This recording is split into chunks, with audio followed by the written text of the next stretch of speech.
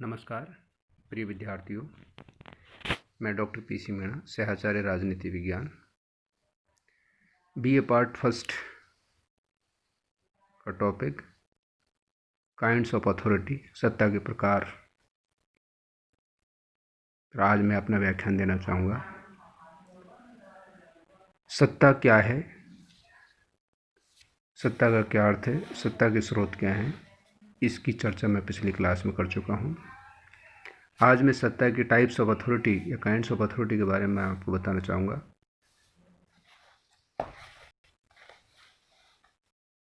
सत्ता के प्रकारों की विस्तृत विवेचना 20वीं शताब्दी में प्रसिद्ध समाजशास्त्री मैक्स वेबर के द्वारा की गई थी। मैक्स वेबर ने सत्ता के 3 प्रकार बताए थे: परंपरागत सत्ता, ट्रेडिशनल अथॉरिटी, बौद्धिक या कानूनी सत्ता, बौद्धिक, कानूनी या वैधानिक सत्ता, तीसरा करिश्मेटिक सत्ता। परंपरागत सत्ता के इस रूप का, जैसा कि नाम से स्पष्ट है, कि आधार पर परंपरागत होता है। किसी भी राजनीतिक पद के आदेश या आज्ञाओं का जन समूह द्वारा पालन परंपराओं के सम्मान के कारण किया जाता है। मैक्स वेबर के अनुसार जहां आज्ञा पालन की बाध्यता निर्वैयक्तिक आदेश पर नहीं बल्कि परंपरागत कर्तव्यों के क्षेत्र के अंतर्गत व्यक्तिगत अधीनता के रूप में किया जाता है, उसे परंपरागत सत्ता कहा जाता है। नौकरशाही द्वारा सत्ता प्राप्त करने का ये प्रतिरूप प्राचीन काल में और विकसित समाजों में पाया जाता है।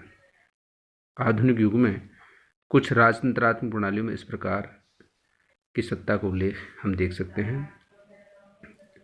दूसरा है संवैधानिक या वैधानिक सत्ता। जब किसी कार्यालय या संस्था को संविधान द्वारा वैधता शक्ति प्रदान की जाती है तो उसे संवैधानिक सत्ता कहते हैं। जैसे भारत में प्रधानमंत्री, राष्ट्रपति, उच्च न्यायालय के न्यायाधीशों, संसद, मंत्रिपरिषद, राज्यों के राज्यपाल आदि की सत्ता वैधानिक सत्ता कहलाती है। अगली है कानूनी सत्ता, लीगल अथॉरिटी। राज्य के कानून द्वारा प्राप्त शक्ति को कानूनी सत्ता कहते हैं। एक उपयुक्त मजिस्ट्रेट, आयकर अधिकारी तथा सरकारी अधिकारी कानूनी सत्ता का प्रयोग करते हैं, चूँकि कानून ने उनको अथॉरिटी दी है। इसी तरह से औचित्यपूर्ण सत्ता, जिस सत्ता में जनता को विश्वास होता है, जिसे लोग स्वयं दिल से स्वीकार करते हैं तथा जिसे वे उचित एवं नियमानुसार मानते हैं, उसे वैध सत्ता कहा जाता है, या वैधता, उसको औचित्यपूर्ण सत्ता कहा जाता है। अगली है धार्मिक सत्ता। जब सत्ता को किसी धर्म के सिद्धांतों द्वारा मान्यता दी जाती है तो उसे धार्मिक सत्ता कहते हैं। इसी तरह से अगली है चमत्कारिक या करिश्मेटिक सत्ता। किसी व्यक्ति के व्यक्तित्व, उसके व्यक्तिगत गुणों पर आधारित सत्ता को चमत्कारिक सत्ता या करिश्मेटिक लीडरशिप कहा जाता है। इस सत्ता स्थिति में प्राय कोई प्रत्यायोजन नहीं होता और अधीनस्थ कर्मचारी सत्ताधारी के व्यक्तिगत सेवक के रूप में आचरण करते हैं। अधीनस्थ अनुयायी होते हैं और वे अपने प्रिय नेता के आदर्शवादी व्यक्तित्व के कारण उसके आदर्शों का पालन करते हैं। जैसे पंडित नेहरू का व्यक्तित्व प्रभावशाली था और उसने भारत के प्रधानमंत्री के रूप में उनकी सत्ता को बहुत बढ़ा दिया था।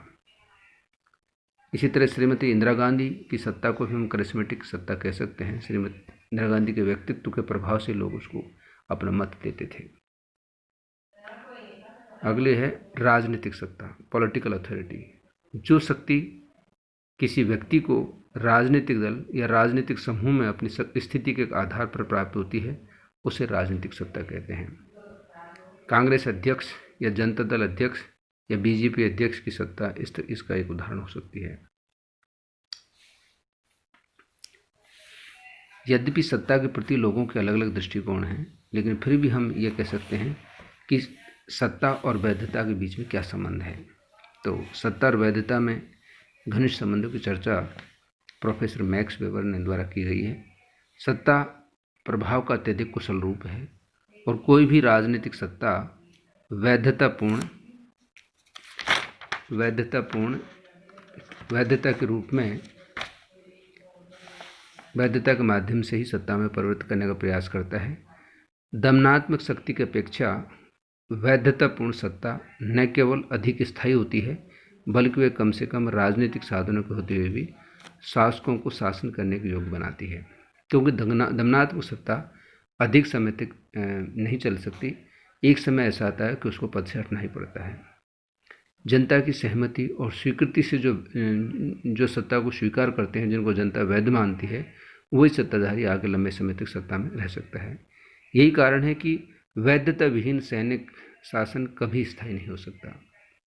अगर कोई सैनिक शासन है, वो वैधता विहीन है, तो वो लंबे समय तक सत्ता में नहीं रह सकता। प्रजातंत्रीय व्यवस्थाओं को औचित्यपूर्णता की सबसे अधिक आवश्यकता होती है, क्योंकि प्रजातंत्र को जनता के इच्छा के अनुरूप थोपा नहीं जा सकता। यदि एक विशाल समुदाय भी प्रजातंत्र का विरोध करता है, तो भी प्रजातंत्र के भावी जीवन को खतरा पैदा हो जाता है। यही कारण है कि विभिन्न राजनीतिक व्यवस्थाएं समय समय पर वैधता प्राप्त करने का प्रयास करती हैं। वैधता के कारण ही कभी कभी प्रजातंत्र में भी पदानुक्रम नौकरशाही, यानी कि पद के अनुरूप नौकरशाही, एक जो अधिकारी होता है, उच्च अधिकारी होता है, अधीनस्थ अधिकारी उसका आदेशों का पालन करते हैं। वो इसलिए करते हैं कि वो कानून में ऐसा लिखा हुआ है, कानून ने उसको ऐसी सत्ता दी कि उच्च अधिकारी अधीनस्थ अधिकारियों को आदेश और निर्देश दे सकते हैं। नौकरशाही सैनिक, पुलिस, सेना में भी यही होता है। जो सेना का उच्च अधिकारी वो आदेश जारी करता है, तो जो निम्न कर्मचारी अधिकारी हैं उनको उनके आदेश की पालना करनी पड़ती है। इसी तरह से पुलिस प्रशासन में भी ऐसे होता है।